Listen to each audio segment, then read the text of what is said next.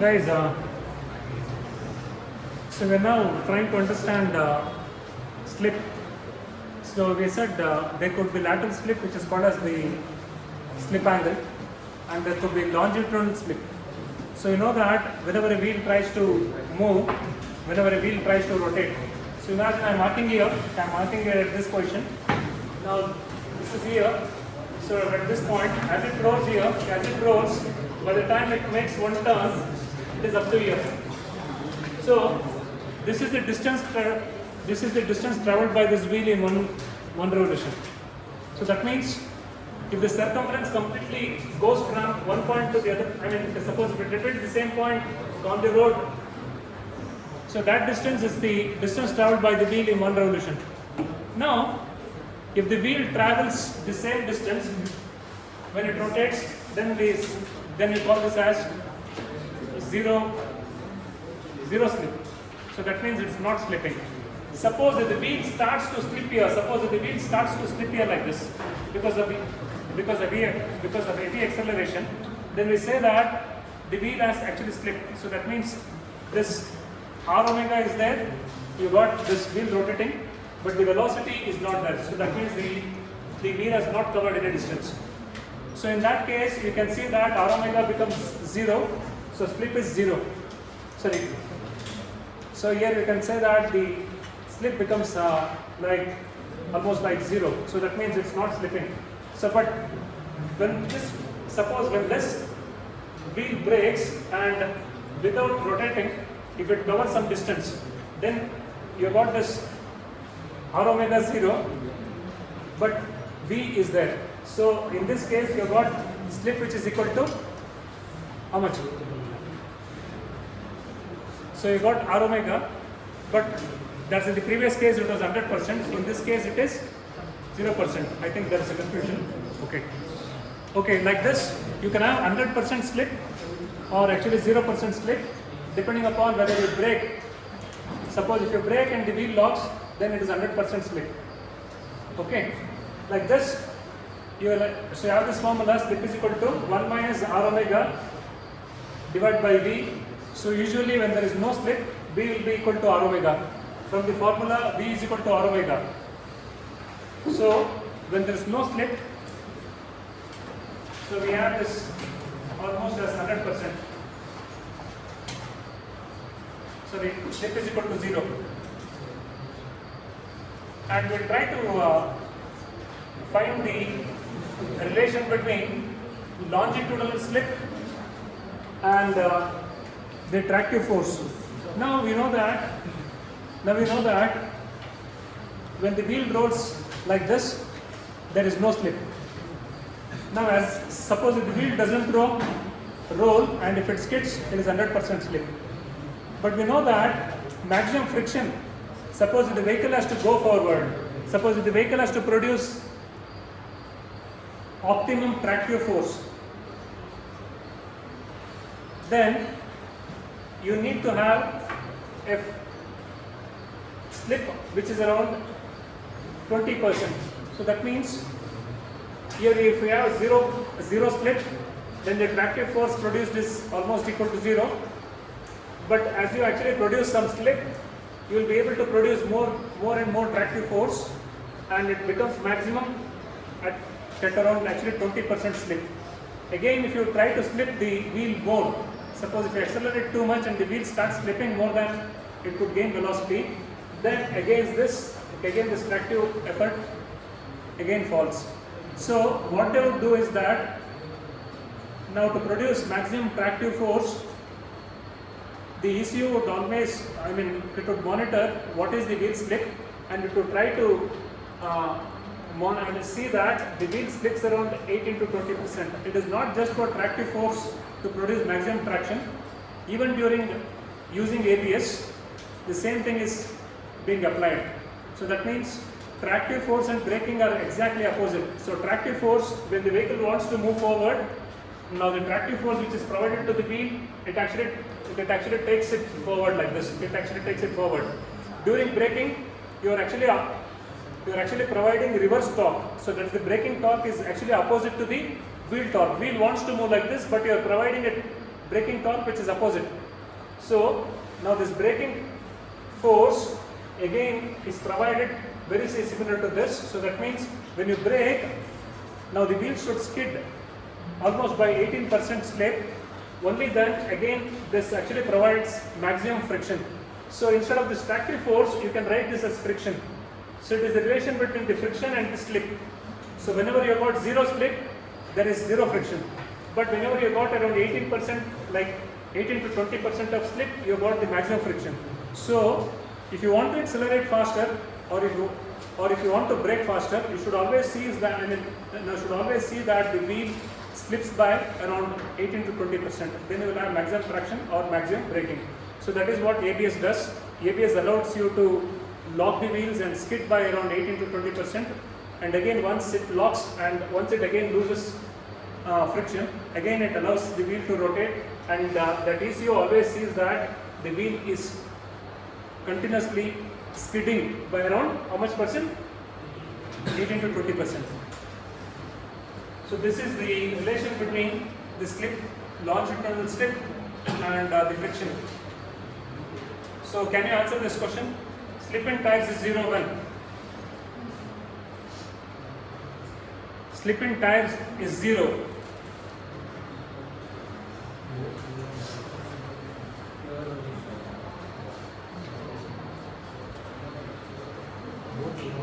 Both A and B. And then during the condition of wheel lock, the slip is, when you lock the wheels, the slip is 100%. And for maximum traction or braking force, the tire slip should be around 20%. The tire should slip by 20%. It should cover 80% of distance. Earlier it used to cover 100% distance. Now it should cover only 80% distance and 20% should be slip. So only then it will actually produce maximum braking force and also maximum traction. So it is what you should remember as an engineer. And then what is the tire slip angle? So this is, I think the previous one is for longitudinal dynamics. Longitudinal dynamics means what? Along the length of the vehicle. What you will do? Along the length of the vehicle. You don't turn. When you're going in a straight road, what you do? You either accelerate or braking. You brake. So for that, the slip is that much. Now, when you're trying to steer, so what is the slip? We'll understand now. So this is about what is slip angle, what is the lateral slip of what is the lateral force produced by a tire.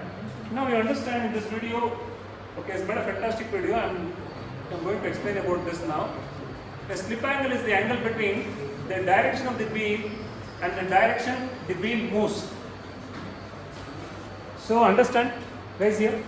Now you see here, it is a tire, and of course it's not a soft rubber. Now if you see here, now the tire actually is getting twisted here, but at the point of the contact here, which is called as the contact patch, the tire is not in this direction. The contact patch has got the threads in this direction. So that means the wheel as it rolls will actually try to move in this direction. So this is the contact patch triangle, and the wheel will try to move along this direction. But the wheel is actually turned in this way, but it is not going to move. So it is the wheel direction. It is the wheel direction. It is the direction at which the wheel moves. But this is the direction at which the wheel is angled. So there is always an angle like this.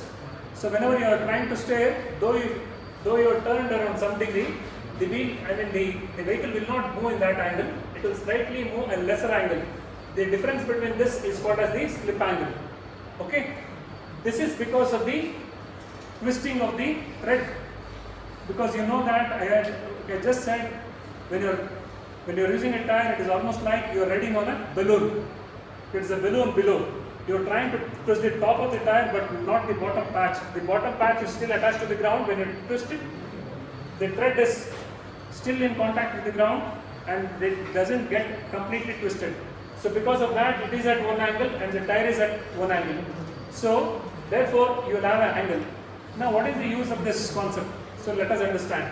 Now we'll see that the people have experimented with this, and they found that.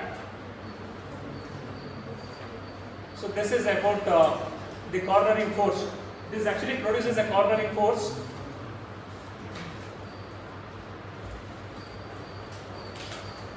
This actually produces a cornering force here. So we have the contact patch, and this produces the cornering force. So before I go to the next understanding of the graph, let us actually speak about the cornering force. Cornering force means this, you can see there's a F1 car here, it is trying to take a left turn like this. Now to actually bring a concept, it is like a lateral force. A car, somebody is trying to push this car and actually keep it in the track. But in fact, nobody is there. But what is trying to keep it in track here? The tire contact patch. The tire contact patch is actually trying to steer the vehicle and actually trying to keep in contact. So that means, trying to keep in track. So that means it's trying to produce a lateral force in this direction to actually push the vehicle in that direction, in that corner. So that is called as the cornering force. Cornering force is always produced with the contact patch like this. Now you can imagine, now looking at this, can you say whether the vehicle, suppose if this vehicle is heading towards you, is this vehicle turning to right or left? Can you guess? Right. If you are trying to turn to left, then the tire would get twisted like this. So you are trying to turn to right, the centrifugal forces are actually, it is my shoes are actually getting stuck on the floor, but my body wants to keep moving out.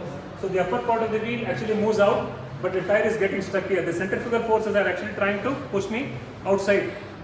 So I'm trying to turn, this is the inside, this is the outside. It's trying to push me outside. My foot is getting stuck here, but the body is actually trying to move. Okay, I'm trying to move to the right side here as per this diagram. So this cornering force through the contact patch is trying to push the vehicle this side because I want to turn to the right. So that is the cornering force. We have a relation between this cornering force and the slip angle. You will show that now. So this is the cornering force, which is the lateral force produced. Don't worry about all this. So suppose if there is no cornering force, you may have a vehicle something like this. Suppose if you are riding on a very slippery road, you feel that you can corner, but there is no cornering force provided, then the vehicle that doesn't actually keep on track and it actually falls like this. This is the cornering force. There are a lot of beauty videos which you can see, and again this same video which I referred to. So there he is showing a different graph. I have shown a different graph. Whichever you are comfortable, you can actually have a look into it. And here you see, guys, they have actually conducted experiments and they found that when you are trying to steer, whenever there is less slip angle, so that means the angle of thread, the direction of the thread and the direction of the wheel, if it is 0, so that means there is no lateral force generated. When do you have that? When the vehicle is moving forward straight, then the angle of thread and the motion of the wheel is in the same direction. Right now, at that point, slip angle is 0. But when you try to turn, the wheel is heading in one direction, but this contact patch thread is in one direction. So you got slip angle. For that slip angle, when you're trying to do, then it will try to produce a lateral force in this direction. It will try to produce a lateral force in this direction. The lateral force is actually proportional to the slip angle. So more and more slip is produced. So almost around 6 to 7 degrees, it produces maximum lateral thrust. Suppose if you try to steer beyond that, then what happens is that again you'll see that, suppose, okay, the graph is not continued. Here you can see that this is actually falling. It is falling like this. So that means if you're an expert driver, you know how to corner well. You can corner in such a way that you can go at some speed where you can actually provide the maximum cornering force with this amount of slip. Suppose if the cornering force is not produced, the vehicle will skid and go out of the road. Suppose if the cornering force is more than the centrifugal force, no issues. sorry, cornering force is more than the centrifugal force, no issue. Suppose if the centrifugal forces become more than the cornering forces, then the vehicle goes out of the road. So therefore, you will see that this is the ideal slip angle. Suppose if you try to steer more than that, and if the slip angle goes beyond the 6 degrees, then the vehicle starts to, and then the wheel starts to skid and will not provide the proper steering effect. So you may have what is called as understeer. So understeer means the vehicle doesn't steer as you expect, and it actually steers a little bit less. So this is about the lateral force, and you will have a question: what is slip angle? What is slip angle? Explain the effect of slip angle on lateral forces. Okay.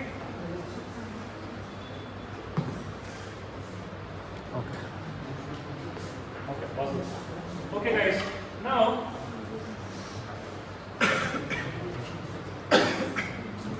this is the picture that I have taken from Vehicle Dynamics book, Gillespie. They have given the slip angle for the radial tires and the bias ply tires. Now you will see that this is the cornering force, okay, in newtons and pounds, okay, and here you will see that for both, with more and more slip angle, it is able to produce more sideward forces. Cornering force means lateral force. There are different terms used: cornering force, lateral force, or side force.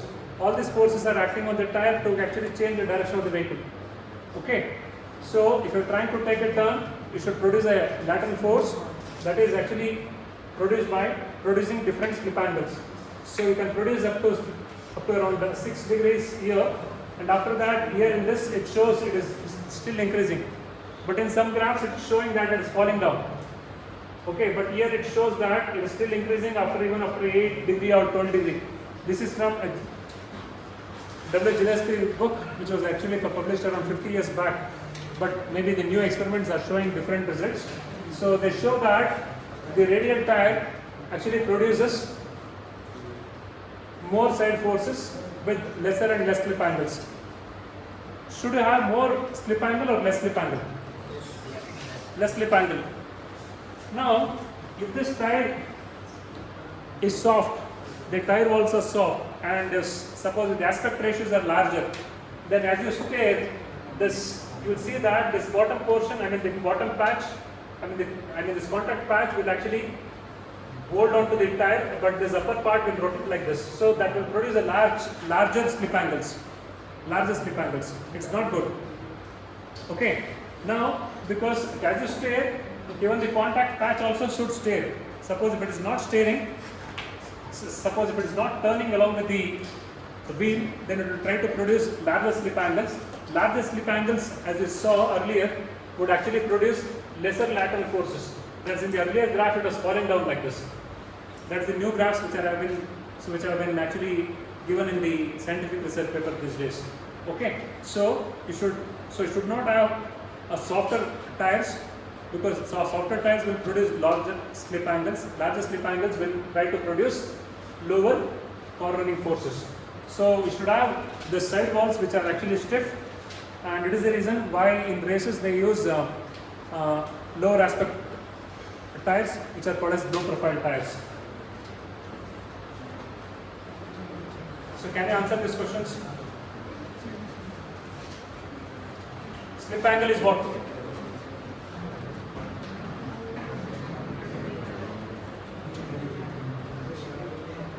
Slip angle is what? Contact patch, tread angle, and the longitudinal axis of the vehicle. Is it right?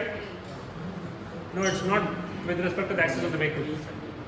Contact patch, tread angle, and the direction of the wheel. Is it right?